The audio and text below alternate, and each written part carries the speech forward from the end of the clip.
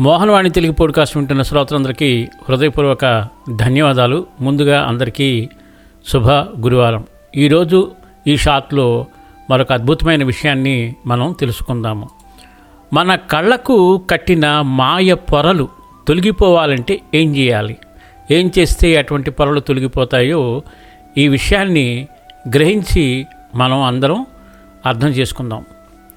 కనికరించే దైవాన్ని నమ్ముకుంటే కళ్ళకి ఆవహించి ఉన్న మాయపర తొలగిపోయి అంతటా వ్యాపించి ఉన్న ఆ పరమాత్మ అంతటా గోచరిస్తూ ఉంటాడు.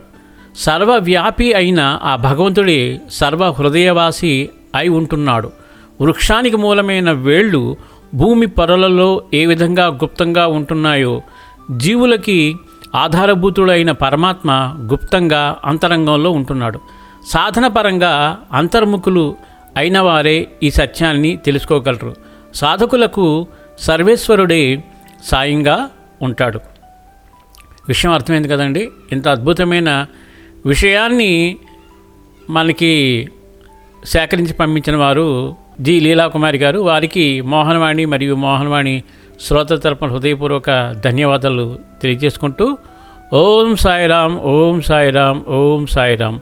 సర్వే జనా సుఖినో భవంతు, లోకా సమస్త సుఖినో భవంతు. ధన్యవాదాలు.